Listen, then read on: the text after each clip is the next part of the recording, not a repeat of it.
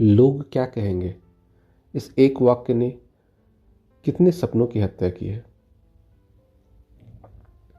मैं आपसे एक प्रश्न पूछना चाहता हूँ। बहुत सीधा सा प्रश्न है। आपने जीवन में कोई भी सपना देखा हो, कोई इच्छा हो, कोई निर्णय लेना हो, और उस क्षण में मन के किसी एक कोने से आवाज़ आई हो, लोग क्या कहेंगे। बस यही यही 4 शब्द। यह वाक्य बहुत छोटा सा है, लेकिन इसने जितने सपनों को दफन किया है, जितनी प्रतिभाओं को रोका है, जितने मार्गों को बंद किया है, उसका कोई हिसाब नहीं है। कोई गाना गाना चाहता है, रुक जाता है। कोई एक अलग राह चुनना चाहता है, रुक जाता है। कोई सच बोलना चाहता है, रुक जाता है। तो यह हमने स्वयं अपने भीतर पाल लिया है, इस डर को। जन्म से हम नहीं जानते थे। कोई शिशु यह नहीं सोचता यदि मैं रोया तो लोग क्या कहेंगे। वो बस रोता है, हंसता है, गिरता है, उठता है।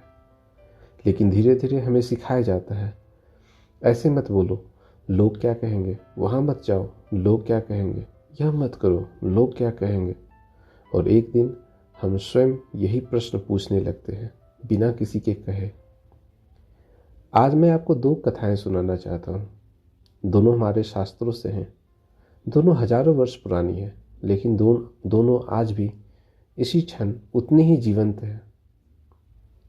तो पहली कथा है एकलव्य के बारे में। महाभारत की कथा है। एक बालक है, उसका नाम एकलव्य है। निषाद कुल में जन्मा, वनवासी परिवार, लेकिन उसके हृदय में एक स्वप्न था, धनुर्विद्या सीखना। और उसी काल में सबसे महान धनुर्विद्या के आचार्य थे गुरु द्रोणाचार्य। एकलव्य उनके पास गया, चरणों में प्रणाम किया और निवेदन किया, गुरुदेव मुझे शिष्य के रूप में स्वीकार करें। द्रोणाचार्य ने मना कर दिया। क्यों? क्योंकि वे केवल राजकुल के बालकों को शिक्षा देते थे। एकलव्य की जाति उनके नियमों में नहीं आती थी। समाज का नियम था, समाज की एक सीमा थी। अब एक साधारण बालक यहाँ क्या करता?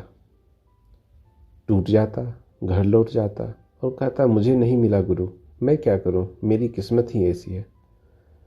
लेकिन एकलव्य ने यह नहीं किया। एकलव्य वन में गया, एक स्थान चुना, मिट्टी से द्रोणाचार्य की एक मूर्ति बनाई, उस मूर्ति को गुरु मान लिया और प्रतिदिन प्रातः काल से संध्या तक अकेले, बिना किसी के देखे, बिना किसी की प्रशंसा के, बिना किसी प्रमाण पत्र के धनुर्विद्या का अभ्यास करने लगा। लोग क्या कहेंगे यह नहीं सोचा, गुरु ने स्वीकार किया या नहीं यह भी नहीं सोचा, समाज ने अनुमति दी या नहीं यह भी नहीं सोचा। उसने केवल एक प्रश्न पूछा अपने आप से, क्या मुझे यह करना है? और उत्तर था हाँ। बस इतना ही काफ़ी था। और एक दिन जब द्रोणाचार्य अपने शिष्यों के साथ उस वन से गुजरे, उन्होंने देखा एक बालक धनुष चला रहा है, ऐसी विद्या से, ऐसी कुशलता से कि स्वयं द्रोणाचार्य स्तब्ध रह गए। उन्होंने पूछा, तुम्हारा गुरु कौन है? एकलव्य ने उस मिट्टी की मूर्ति की ओर देखा और कहा, आप हैं गुरुदेव। यहाँ एक क्षण रुकिए। जिसने शिष्य मानने से मना कर दिया था वही उसका गुरु बन गया, बिना कक्षा के, बिना अनुमति के, बिना समाज के स्वीकृति के। लेकिन एकलव्य ने लोग क्या कहेंगे नहीं सोचा था। उसने केवल अपना धर्म निभाया था। और यही है वह सत्य जो हमारे शास्त्र बार बार कहते हैं। जब तुम अपने धर्म पर चलते हो तो संसार तुम्हारे पीछे आता है, तुम संसार के पीछे नहीं जाते। तो अब मैं आपसे एक बात कहता हूँ कि यह डर, कि यह लोग क्या कहेंगे वाला डर, इसकी एक और परत है। वह है हम ना केवल समाज से डरते हैं, हम अपने सबसे करीबी लोगों से भी डरते हैं। अपने घर से, अपने परिवार से, अपने उन लोगों से जिन्हें हम सबसे अधिक प्रेम करते हैं। और यह डर, यह और भी गहरा होता है। लेकिन अजनबी की बात तो हम टाल सकते हैं, लेकिन जब कोई अपना जिसे हम प्रेम करते हो वह प्रश्न करे तब भीतर कुछ हिल जाता है। और ऐसे में क्या करना चाहिए, इसका उत्तर हमारे दूसरे कथा में है। तो दूसरी कथा में हम जानते हैं प्रहलाद के बारे में। यह भागवत पुराण की कथा है। एक बालक है जिसका नाम प्रहलाद है। उसके पिता हैं हिरण्यकश्यप। हिरण्यकश्यप कोई साधारण पुरुष नहीं था। वह तीनों लोक का स्वामी था। देवता भी उससे कांपते थे और उसने अपने राज्य में एक नियम बना दिया था, केवल मेरी ही पूजा होगी, मेरे अतिरिक्त किसी और का नाम भी नहीं लिया जाएगा। यह उसका आदेश था और उसके राज्य का नियम था, और इस नियम को पूरा संसार भी मानता था। लेकिन उसी के घर में उसी के पुत्र ने, प्रहलाद ने, यह नियम नहीं माना। प्रहलाद विष्णु का भक्त था, प्रतिदिन विष्णु का नाम लेता था। हिरण्यकश्यप को पता चला। उसने पुत्र को समझाया, प्रहलाद नहीं माना। उसने धमकाया, प्रहलाद फिर भी नहीं माना। उसने कठोर दंड दिया, प्रहलाद फिर भी नहीं माने।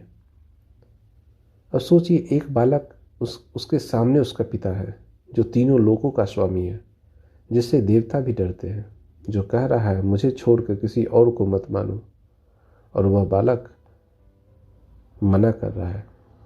क्यों? क्या प्रहलाद को डर नहीं था? निश्चित ही था। वह भी मनुष्य था, बालक था, लेकिन उसके भीतर एक और बात थी। वह यह कि जब भीतर की आवाज़ बहुत गहरी हो तो बाहर की आवाज़ें छोटी पड़ जाती है। प्रहलाद को पता था मेरा सत्य क्या है, और जब सत्य का बोध हो जाए तो सबसे बड़ा राजा भी, सबसे शक्तिशाली पिता भी डरा नहीं सकता। हिरण्यकश्यप ने अंत में एक और प्रयास किया। अपनी बहन होलिका को बुलाया। होलिका को वरदान था, अग्नि उसे जला नहीं सकती। उसने प्रहलाद को गोद में लेकर अग्नि में बैठने का निर्णय लिया। सोचा इस बार यह बालक अवश्य नष्ट हो जाएगा। अग्नि प्रज्वलित हुई और होलिका ही जल गई। इसमें प्रहलाद बच गया। क्यों? शास्त्र कहते हैं भक्ति के कारण। लेकिन मैं आपसे एक और दृष्टि से कहना चाहता हूँ कि जो व्यक्ति अपने सत्य पर इतना दृढ़ हो कि मृत्यु भी उसे विचलित ना कर सके, प्रकृति भी उस समय में उसका साथ देती है। परिस्थितियां भी उसके अनुकूल हो जाती हैं। यह कोई चमत्कार नहीं है, यह एक नियम है, दृढ़ता का नियम। तो यहाँ हमने दो कथाएं सुनी। पहला एकलव्य, जिसे समाज ने अस्वीकार कर दिया, और दूसरा प्रहलाद, जिसे उसके अपने पिता ने अस्वीकार किया। दोनों के सामने डर था, दोनों के सामने दबाव था, दोनों के सामने लोग क्या कहेंगे नहीं, बल्कि अपने ही क्या कहेंगे का प्रश्न था। लेकिन दोनों ने एक ही काम किया। उन्होंने बाहर की आवाज़ें बंद की और भीतर की आवाज़ सुनी। तो अब मैं आपसे पूछता हूँ, आपके जीवन में वह कौन सा निर्णय है जो आप लेना चाहते हैं, लेकिन लोग क्या कहेंगे कि डर से नहीं ले पा रहे हैं? वह कौन सा स्वप्न है जो आपके भीतर है, लेकिन समाज की दृष्टि के भय से दबा पड़ा हुआ है? तो आज बस इतना ही कीजिए कि एक बार बिल्कुल शांत होकर आंखें बंद कीजिए और अपने भीतर की उस आवाज़ को सुनिए। वह आवाज़ जो बहुत दिनों से आप तक पहुंचने की कोशिश कर रही है, लेकिन लोग क्या कहेंगे का शोर उसे दबाता रहा है। वह आवाज़ आपकी है, वही सच्ची है, वही आपका धर्म है। एकलव्य ने सुनी थी, प्रहलाद ने सुनी थी, आप भी सुन सकते हैं। धन्यवाद।